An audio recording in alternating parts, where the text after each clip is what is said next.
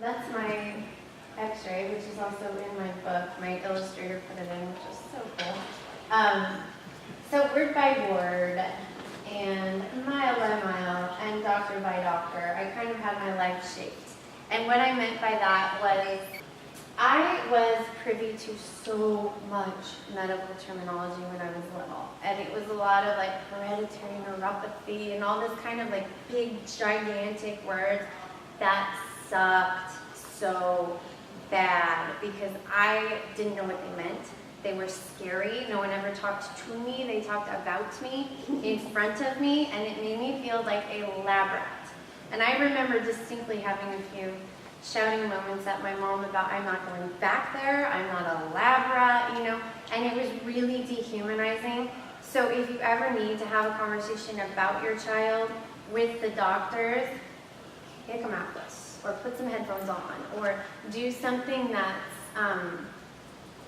you're able to still facilitate that discussion because it's important to get that information. But if your child's not like cognitively, emotionally ready for it, don't put them through that, because that was a pretty terrible spot where I got some pretty low self-esteem about it because it was still a mystery. And I wasn't invested enough, and I was so embarrassed that I didn't ask about it. So instead, you know, if you're feeling crummy, what are you going to do? You're going to interpret all of that stuff as a very negative thing. Also, be very protective. If the school is demanding that they're doing more physical things than they're capable of, go to the school. Okay, now I'm confused. You just told me 5 and she told me 10. How much time do I have? 10? Okay, thank you. All right, goodness gracious.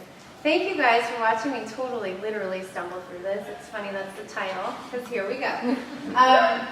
But when I was little, they made me run the mile, and they would make my class sit on the grass and wait for me, and it was not a run. It was a big stumbling mess, and it was horrible. And I still drive by that school and feel a little bit like, oh, you know. It was awful, and that was their idea of getting me like physically educated. Like the education that went on there was I hated being physical for years. So, and it's very lasting, so just, I know some teachers are going to act like, well, this is what we do, but there are federal laws, there are state laws, and honestly, there are moral laws. You have me to back you up too, so I will help if you email. It's all good because you need to be that advocate for your kid. I know my mom did her best, and I remember her having very teary, fiery, passionate meetings with people at the schools. So I just wish that she had somebody like me now to advocate with her because she just didn't know. So just on that, sorry. Absolutely, go ahead. What do you think about having aides in school? So we call them aides. So someone to help a child with CMT in school. Do you think that would make it better for them and easier in terms of doing physical exercise, or do you think it makes them stand out? It all depends how well she's asking, having like an attendant with your child. I'm sorry. Yep, no, that's yeah, okay. And, for some of it, it'd be awesome because it's very well facilitated. If the aide is trained to help everyone and not hover and not be like Velcroed to the child, because that is very socially stigmatizing. And after a few years, it will become you're that kid with the aide. So, but a very well-trained aide can be such an asset to a classroom and such a support. Did you have something to add? Yeah, I just wanted to say my daughter has had several aides, Yeah. and we always get together with the aide before the school year. And primarily, it's just because in between classes, it's such like a maze of humanity trying to get from classroom to classroom. Yep. So she gets out, they let her out a few minutes early, and at least my daughter's aide is just there to kind of hold her book bag.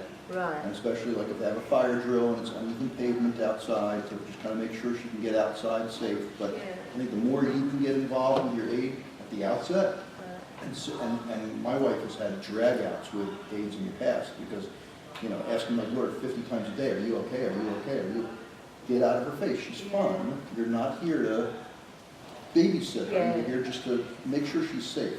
Yeah. And so I think that you get involved, like, from my experience with that, that's the best thing to do. Mm-hmm. And it depends. I needed a champion when I was in school. I needed somebody to like draw the hard line for me, but I didn't necessarily need a physical aid because I was able to access and generally get around. So it all kind of depends how CMT impacts your child. But done well, an aid can be, I mean, some teachers love having them too because it's extra help, so why not?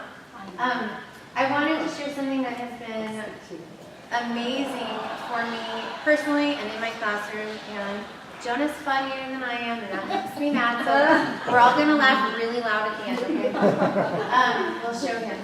So, Growth and Fixed Mindset, there's a book by Carol Dweck, and her information's on the handout, so don't need to write it down, but it's called Mindset, and it's about how you tackle a challenge. So basically, if you have a fixed mindset, you think that, this is just using intelligence as an example, but you think that you have it or you don't.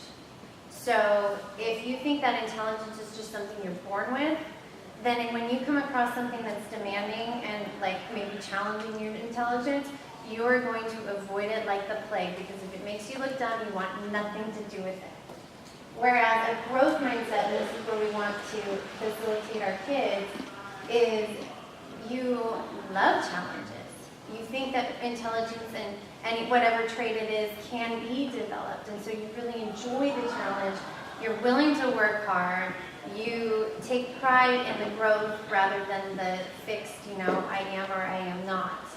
An example in my classroom, this young lady came to me, oh my goodness, she put me through the ringer when I first met her. She's super mean to me.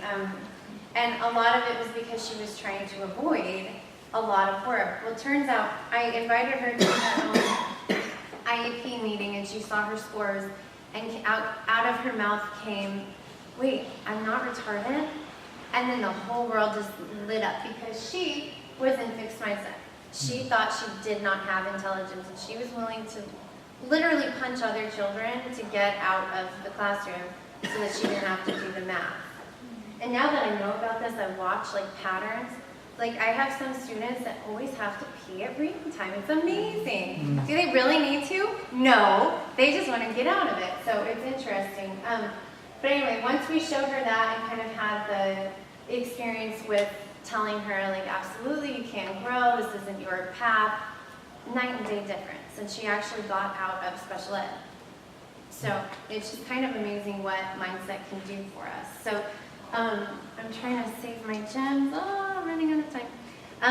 So CMT is something, quality of life is something we can also look at with fixed or growth mindset. So if we're approaching it with fixed mindset, we just think that we're going to hide it. We think that there's nothing we can do. Honestly, that was me till I turned about 29 and a half.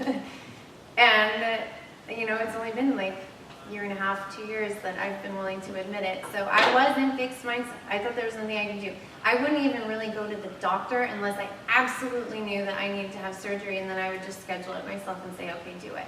I wasn't willing to look at orthotics. I wasn't willing to look at anything, not even exercise, because I just thought this was it. This was my prescription. My life would be awful.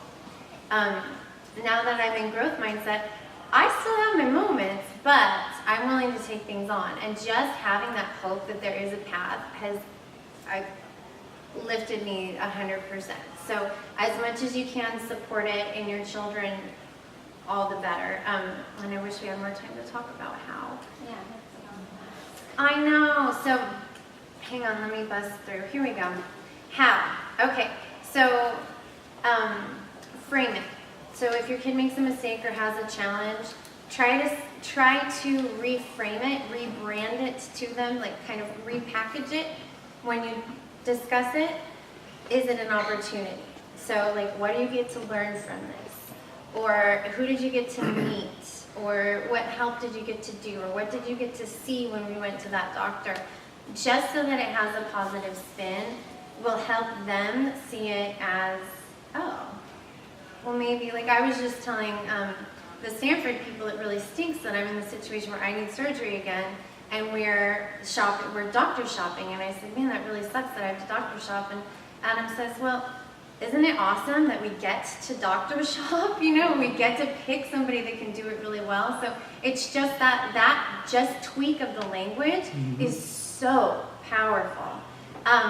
Modeling self-talk when you're in a challenge. So make those invisible thoughts that you have that get you through visible for your kids. So like, I feel really frustrated right now, and my heart hurts, and I feel really sad, and I'm gonna take 3 deep breaths, and it feels really cheesy, but honest to goodness, giving that to them, they'll become your mini-me's, and you'll catch them doing it, and you'll be like, that's hilarious. But it works, and it gets them through, which is what we want them to do. Let them try new things, let them fail. I hate to even say that, but let them struggle a little bit, because that's how we grow. And if they're in that celebration of, we really love the process, it's really fun to grow, it will be important that they reflect on it. And I'm not saying, I'm couching that with the, don't let them feel where it will be embarrassing or damaging or anything like that. But if there's something they're struggling with, give them a little bit of time before you bail them out. Because as a teacher, I want to bail my kids out all the time, and I have to step back and say, whoa, this is where the most growth happens. I have to let you go with this. And then I might come by and just give a smidge of help, and then a smidge, and then pretty soon they've gotten it. And because it wasn't a bailout, they think that they developed it on their own. They've experienced growth mindset. They're more likely to do it again. So I'm gonna rewind and say, don't let your kids fail. Let them struggle just a teeny bit with your guidance. Is that more palatable? That's what I meant. Okay. And then if your kid hears something about CMT, just explain it. Don't let it, there's my time. Don't let it remain in the mystery, because like I shared with you before, that's pretty upsetting. Praise effort, not ability is another huge, huge, huge one. Don't expect, like, don't walk around and say, oh, look, you're such a good artist the first time they do something nice with art, because the next time they struggle, they're going to think that they're terrible, because it's yes or no. So, wow, I can really tell you worked really hard on that, or I noticed that you gave that your best effort. Praising effort will facilitate that more. It'll make it more common for them. Good. Okay, what about boys? We talked about, oh my goodness. All right, further resources are here and on the handout as well. I appreciate you guys so much being so flexible. I'm sorry that I had to wing it so much, but hey, if you want to stay in here or repeat, I'll be better.